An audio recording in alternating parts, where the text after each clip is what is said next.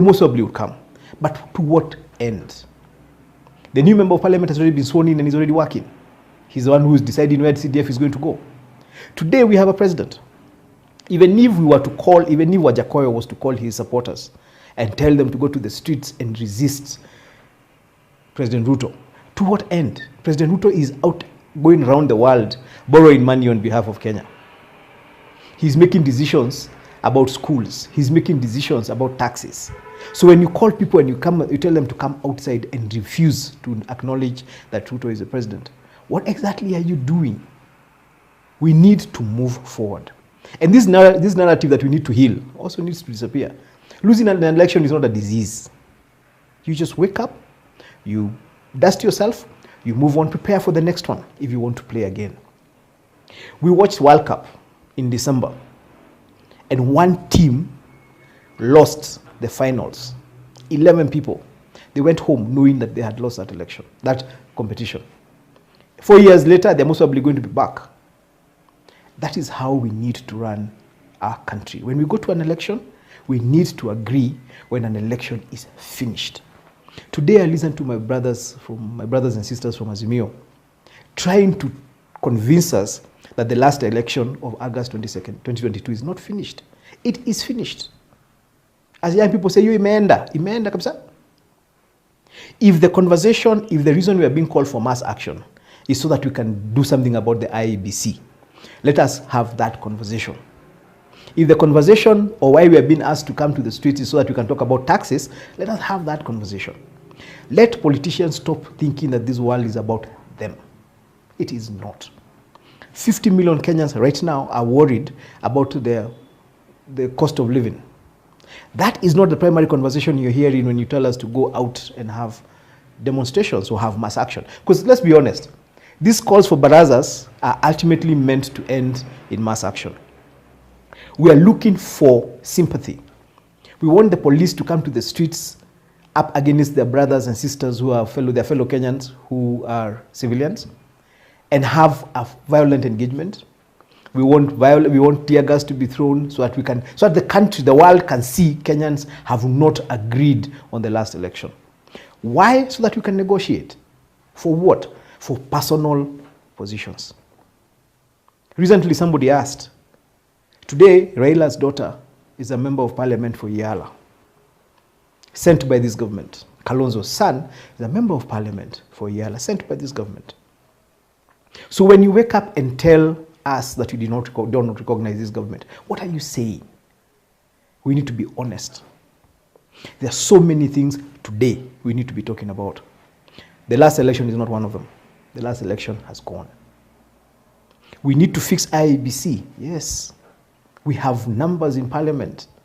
We have opportunities. We have very, very many other avenues, petitions. We have very many things we can do. But calling Kenyans to come out to the streets so that we can go into violence is the wrong thing. And let us be honest. We have seen this script before.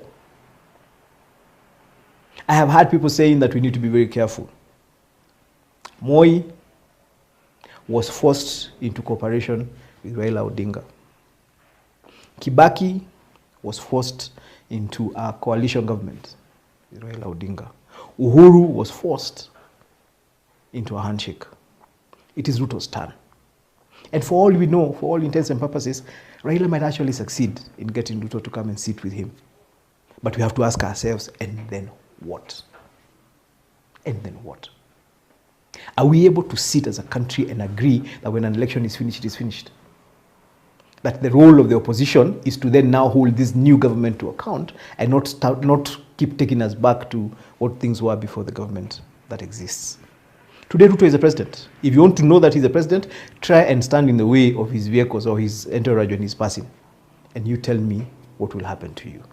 He's the president, whether we like it or not. Rigiji is the deputy president, whatever you think about him. And I think it is dishonorable to the Kenyan population and to our laws to stand up and say that you do not recognize that person. Because the reason today we talk about the former Prime Minister, Raila Odinga, is because in that government, he became the Prime Minister. Kibaki is a retired president because of that. Uhuru is a retired president. Kalonzo is a retired vice president because of their seasons during that time. I'm a former member of parliament. That period I was a member of parliament had challenges, but that was that season. I think I want to call out to my colleagues from my SG, Jeremiah Kioni. And I'm very, very happy about Sabina Chege. And I know people are very upset with her. She says she's not a fool. She will not go to the streets. I think as Kenyans, we also need to ask ourselves what is required to take us to the street. Can the people of Nyeri go to the street because Ngunjiri is unhappy with the results of his member of parliament position? Can the people of Nyeri County go to the streets because, for example, Noah Agoko is unhappy about the results of the county governor position?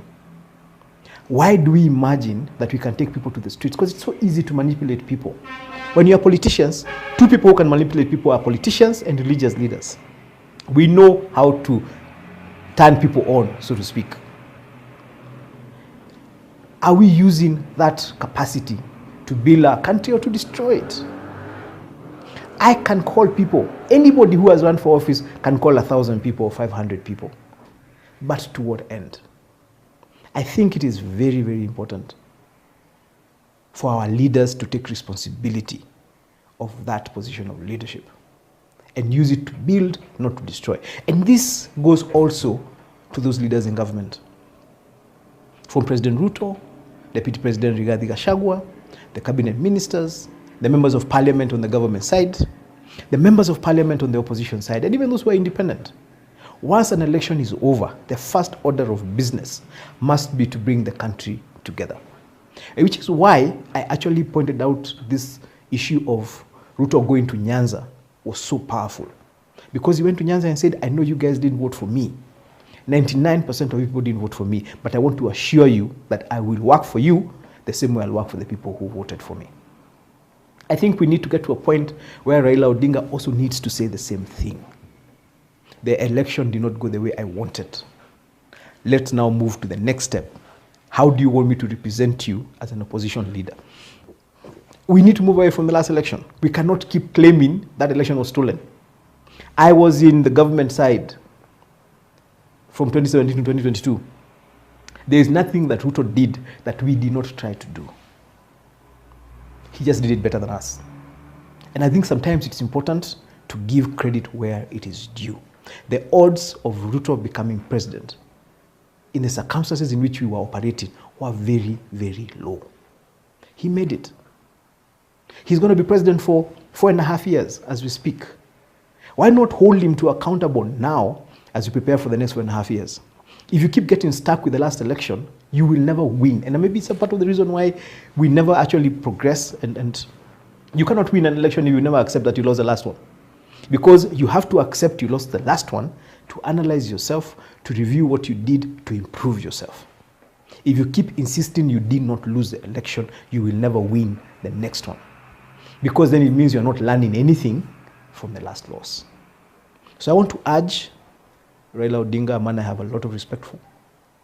I think it is time to take a back seat and to look at this scenario again. What happened in 2022? What are the lessons to learn? And prepare for 2027. If it is about the IEBC, let's deal with the IEBC as the IEBC. Let's not cheat Kenyans that we are refusing the elections so that we can mobilize to deal with the IEBC. Let's also ask Kenyans what they want us to talk about. Let's stop being selfish. Let's stop just dealing with our issues, with our positions, with our losses. Let's talk about electricity tariffs being high. Let's talk about subsidies being removed from fuel and school fees and food and agricultural products. Let's talk the language that Kenyans want us to talk so that we can carry everybody forward and prepare to hold this government to account. That is what I want to say this week. As I wait for the weekend, because I hear there's going to be another rally, I really pray that Kenyans will be peaceful. Kenyans do not allow us as politicians to manipulate you for our own selfish needs. That is my prayer as I finish this particular episode for this week. God bless you. As always, now since I'm not a member of parliament, I have to keep talking about what I'm doing. We are selling chai and mandazi at Ruare. Karibu sana. Whenever you're in Nyeri town, We're also doing political consultancy. We are doing communications. We're helping people in crisis management. We're helping you do your online presence. We can do for you what we are doing here. We can actually open for you a channel where you can talk to people, talk to your clients, talk to your potential clients. That is some of the things we're doing, because every season has something new to do. We don't get stuck with the last season. So God bless you. See you again soon. Asanteni sana.